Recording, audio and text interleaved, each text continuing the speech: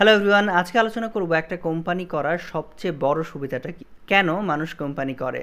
একটু ভেবে দেখুন তো, এরকম কোনো নিউজ আপনি কখনো দেখেছেন কিনা যে একটা কোম্পানির বিরুদ্ধে মামলা হয়েছে, সে প্রতারণা করেছে, তার বিরুদ্ধে বিভিন্ন ধরনের অভিযোগ আছে, কিন্তু সেই কোম্পানির মালিকরা বহাল তবিয়তেই আছে, তারা ঘুরে বেড়াচ্ছে, তারা নতুন বিজনেস করছে এবং তাদের গায়েও লাগছে না। অনেক সময় কোম্পানি দেউলিয়াও হয়ে যাচ্ছে, কিন্তু তাদের গায়ে লাগছে না। আপনার মনে প্রশ্ন আসতেই পারে, এটা কি করে সম্ভব? এটা সম্ভব কারণ একটা কোম্পানি একটা সেপারেট লিগ্যাল এন্টিটি, একটা ভিন্ন সত্তা। এর মানে কি এবং কিভাবে এই সেপারেট এন্টিটি হওয়ার কারণে কোম্পানির মালিকরা, অংশীদাররা কিভাবে একটা সেফগার্ড বা প্রোটেকশন পায় এই মামলা হামলা কিংবা দায়বদ্ধতা থেকে, এই বিষয়গুলো জানবো। কিন্তু এই বিষয়গুলো জানতে আমাদের আসলে বেসিক্যালি 3টা স্টেপে বুঝতে হবে। প্রথম বুঝতে হবে যে লিগ্যাল পার্সোনালিটি কী, তারপর বুঝতে হবে এই লিগ্যাল পার্সোনালিটির কারণে কিভাবে কোম্পানির মালিকরা একটা সেফটি পায়, একটা ইন্ডেমনিটি পায়, এবং 3 নম্বরে আমরা বুঝবো যে কতক্ষণ পর্যন্ত আসলে সে পাবে। আইন কি এতই সহজ যে একটা কোম্পানি করে যে যা ইচ্ছা তা করলো, তাতে কোনো সমস্যা নাই বা তাদের কোনো দায়বদ্ধতা নাই? সে বিষয়গুলো চলুন একটা একটা করে বুঝি। প্রথমেই চলে আসি লিগ্যাল পার্সোনালিটিতে। লিগ্যাল পার্সোনালিটি বোঝার আগে আমাদের বুঝতে হবে পার্সোনালিটি কি। খুব সহজে বুঝি। আপনার ভাই যদি কোনো অন্যায় করে, কোনো লোন নেয়, কোনো অপরাধ করে, তার বিরুদ্ধে যে সাজা হবে সেটা কিন্তু আপনি পাবেন না। তার যেই আদালত যদি অর্ডার করে যে দেনা পরিশোধ করতে, সেটার জন্য কিন্তু আপনি বা আপনার বাবা বা অন্য কেউ লায়াবল হবে না। কারণ এখানে ম্যাটার অফ পার্সোনালিটি বিলং করে। প্রত্যেকটা ইন্ডিভিজুয়াল আলাদা, তাদের দায় আলাদা, তাদের দায়বদ্ধতা আলাদা। ঠিক একইভাবে কোম্পানিও কিন্তু একটা লিগ্যাল পার্সোনালিটি। পার্থক্যটা হচ্ছে আমরা যারা মানুষ তারা ন্যাচারালি বর্ন পার্সোনালিটি, আর কোম্পানি হচ্ছে আর্টিফিশিয়ালি বা লিগালি বর্ন। সো আইন দ্বারা এটা সৃষ্টি করা হয়। এখন প্রশ্ন আসতে পারে বা কনফিউজ হতে পারেন যে ভাই, আমি কোম্পানির মালিক হব, আমার বন্ধু কোম্পানির মালিক হবে, সেটা আবার লিগ্যাল পার্সোনালিটি হয় কিভাবে? এই বিষয়গুলো বুঝতে হলে আমাদের আগের কিছু ভিডিও আছে, সেগুলো একটু দেখে আসতে পারেন। আপনার জন্য এই ভিডিওটা বোঝা বেশ সহজ হবে। তারপরে সংক্ষিপ্তভাবে বলে দিচ্ছি, একটা কোম্পানি যখন ফর্ম হয় সেটা কিন্তু সম্পূর্ণ তার যে ওনার আছে, শেয়ার হোল্ডার, ডিরেক্টর, চেয়ারম্যান, তার থেকে সম্পূর্ণ একটা আলাদা। কোম্পানির জন্য বা কোম্পানির বিরুদ্ধে, কোম্পানির অ্যাগেনস্টে যা যা অ্যাকশন হবে সব কিন্তু কোম্পানির নামে হবে। যেমন ধরো কোম্পানির নামে আপনি ট্যাক্স দিবেন, ভ্যাট দিবেন, যে কোনো ধরনের লাইসেন্স আপনি কোম্পানির নামে করবেন।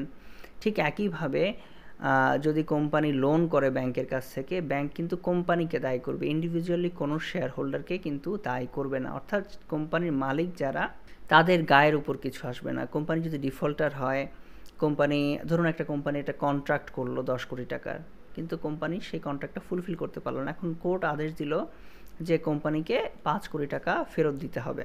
তখন কি হবে? তখন যেটা হবে যে কোম্পানির যে অ্যাসেট থাকবে সেখান থেকে কোম্পানি আসলে দায় দিতে বাধ্য। কিন্তু যদি কোম্পানির ওই সম্পত্তি না থাকে, তাহলে কিন্তু যারা শেয়ার হোল্ডার্স আছেন, যারা ডিরেক্টরস আছেন, তাদের ঘাড়ে কিন্তু ওই দায়টা বর্তাবে না। অর্থাৎ তাদের ব্যক্তিগত সম্পত্তি বা পারিবারিক সম্পত্তি থেকে কিন্তু ওই দায়টা পরিশোধ করতে হবে না। কেবলমাত্র কোম্পানির থাকলে সেখান থেকেই পরিশোধিত হবে। অন্যদিকে যদি প্রোপাইটারশিপ বা পার্টনারশিপের কথা দেখেন, তারা কিন্তু সেপারেট লিগ্যাল এন্টিটি না।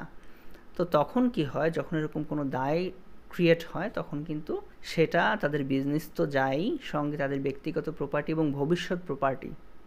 ধরুন ভবিষ্যতে কোনো একটা আপনার নামে কিছু এসেছে, আপনি তখনও দায়বদ্ধ, সেই প্রপার্টি থেকেও কিন্তু আসলে দায়টা মেটাতে বাধ্য হয়। সো কোম্পানি একটা ঘরের মতো, একটা আমব্রেলার মতো, একটা ইউনিট হিসাবে তার যে শেয়ার হোল্ডার্স বা মালিক, তাদেরকে একটা প্রোটেকশন দেয়, কারণ কোম্পানি একটা সেপারেট লিগ্যাল এন্টিটি। এছাড়াও ভেতরে কিন্তু আরও কয়েকটা ক্লাসে কোম্পানির ডিসিশন মেকিং এবং কার্যক্রম হয়। যেমন ধরুন একটা বোর্ড অফ ডিরেক্টরস থাকে, সেখানে বোর্ড মিটিং হয়ে অনেকগুলো সিদ্ধান্ত নেয়। এখানে সকল ডিরেক্টরস থাকে এবং তারা ভোটের মাধ্যমে একটা সিদ্ধান্ত দেয়। এরা হচ্ছে কোম্পানির অ্যাডমিনিস্ট্রেটিভ অথরিটি। কোম্পানি কিভাবে পরিচালিত হবে, কোম্পানির যে পলিসি মেকিং কিন্তু এরা করবে। আবার ধরুন কোম্পানির যে চেয়ারম্যান, সে ভোট দিবে, সে কোম্পানির সভা পরিচালনা করবে এবং সে কোম্পানি টুকটাক কিছু কাজ করবে। ম্যানেজিং ডিরেক্টর জেনারেলি কোম্পানির ডে টু ডে লাইফের যে বিষয়গুলো আছে সেগুলো দেখভাল করবে, যদি না তাদের জন্য আলাদা সিইও বা অন্য কিছু থাকে।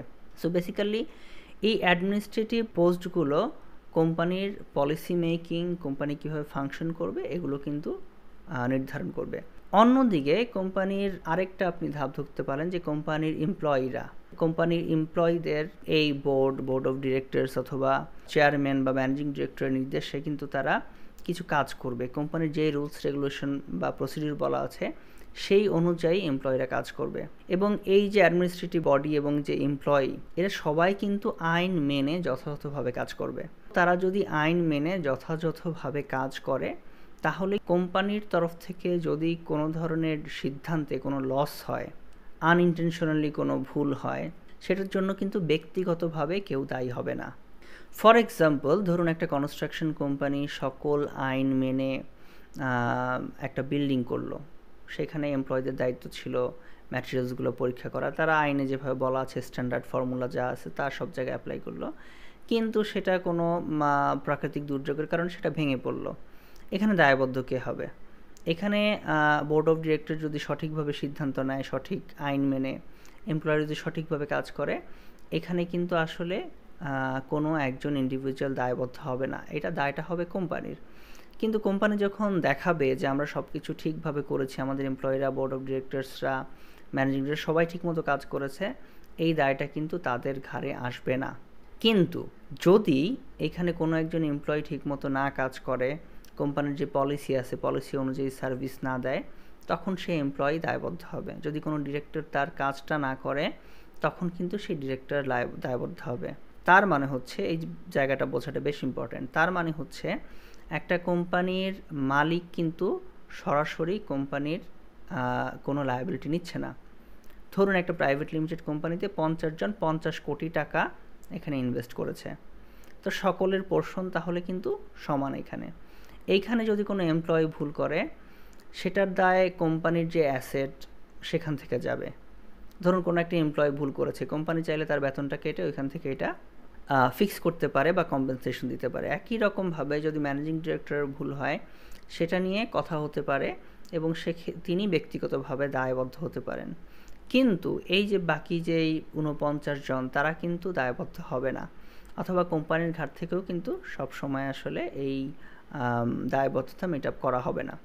সো তাহলে একটা কোম্পানি যদি আপনি করেন, যেহেতু কোম্পানি একটা সেপারেট লিগ্যাল পার্সোনালিটি, প্রাথমিকভাবে কোনো দায় আসলে সেটা কোম্পানির ঘাড়ে আসবে এবং তারপর সেটা স্ক্রুটনি করে দেখা হবে যে কেউ বেআইনি কাজ করেছে কিনা, কেউ নেগলিজেন্স করেছে কিনা, কেউ অবৈধ সুবিধা নিয়েছে কিনা, এগুলো দেখে যে দায়বদ্ধ কেবলমাত্র তার ঘাড়েই কিন্তু দায়টা আসবে, বাকি যারা আছে তারা কিন্তু সেফটিতে থাকবে।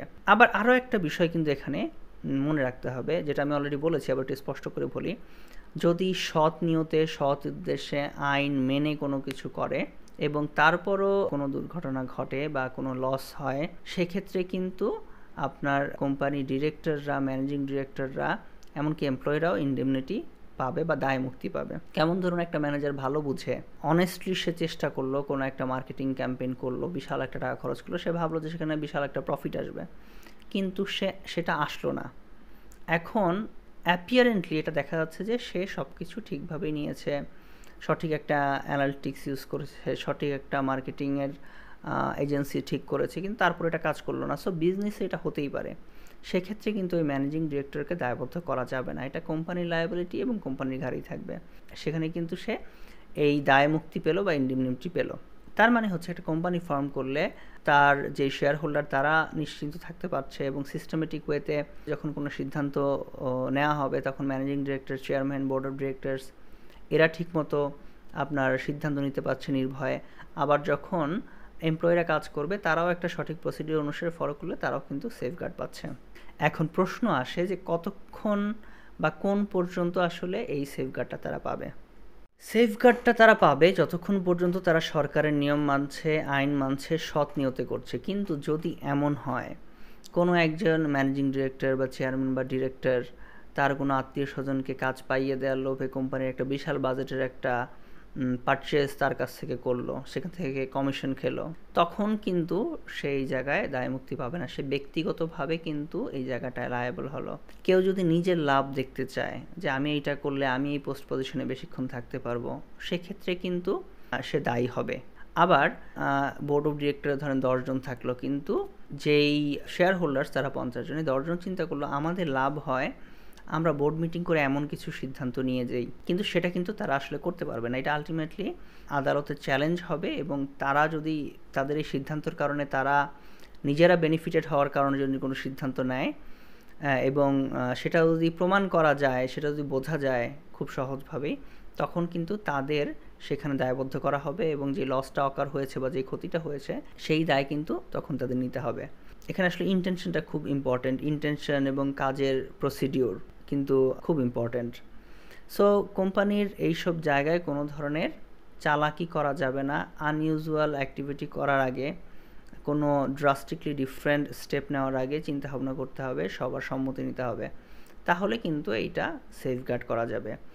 আবার অনেক সময় দেখা যায় যে স্পেশালি ব্যাংকে লোনের ক্ষেত্রে কোম্পানির যে শেয়ার হোল্ডার্স থাকেন, ডিরেক্টরস থাকেন, তারা কিন্তু অনেক সময় পার্সোনাল গ্যারান্টি দেয়, কারণ তারা দিতে বাধ্য হয়। ছোটো কোম্পানি হলে যখন অ্যাসেট অনেক বেশি না থাকে বা প্রফিটের মার্জিনটা কম থাকে, তখন ব্যাংক বলে যে আপনার পার্সোনাল গ্যারান্টি দেন। সো অনেকেই স্বল্প জ্ঞানে হয়তো পার্সোনাল গ্যারান্টিটা দিয়ে বসে। সো তখন কি হয়, তখন কোম্পানির তো প্রথমে পে করতে বাধ্যই। যদি কোম্পানি পে করতে না পারে, তখন কিন্তু যে বা যারা এই পার্সোনাল গ্যারান্টিটা দিল তারা কিন্তু দায়বদ্ধ হয়ে যায়।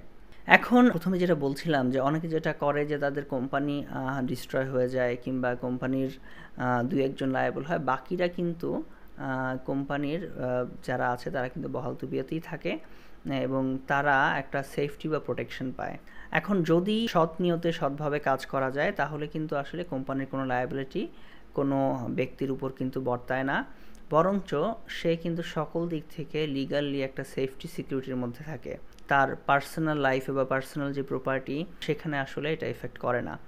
আবার কোম্পানির নামে যদি কোনো ক্রিমিনাল মামলা হয়, কোম্পানির মালিকদের বা কোনো ম্যানেজিং ডিরেক্টর, চেয়ারম্যান নামেও যদি মামলা হয়, তখন কিন্তু তাদের বলার বা দেখানোর সুযোগ থাকে যে তারা ওই কাজটার জন্য কতটুকু দায়ী বা কে দায়ী।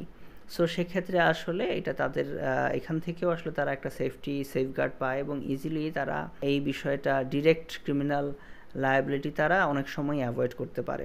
সো ওভারঅল আপনারা দেখলেন, একটা কোম্পানি ফর্ম করে যদি আপনি যথাযথভাবে পরিচালনা করেন, তাহলে আসলে লিগালি আপনি অনেক সেফ থাকছেন। আপনার একটা ইন্স্যুরেন্সের মতো কাজ করছে কিছু জায়গায়, যে আপনার ব্যক্তিগত জীবনকে, ব্যক্তিগত যে সম্পদ আছে সেখানে আসলে এটা ডিরেক্টলি এফেক্ট করে না এবং এটা আসলে আপনাকে একটা মেন্টাল পিস দেয়। ডিসিশন মেকিংয়ের সময় আপনার ফ্যামিলি সেফটি সিকিউরিটি বজায় থাকে। সো আশা করি বিষয়টা বুঝতে পেরেছেন। আরও যদি কোনো কিছু জানার থাকে, আমাদের কমেন্ট বক্স অলওয়েজ ওপেন আছে, আমরা অ্যান্সার দিয়ে থাকি। তাছাড়া আমাদের ডিসক্রিপশন বক্সে আমাদের রেফারেন্স ভিডিওগুলো দেখবেন এবং কোম্পানি নিয়ে আরও অনেক ভিডিও আছে, সেগুলো দেখবেন। ভালো থাকবেন। আল্লাহ হাফিজ।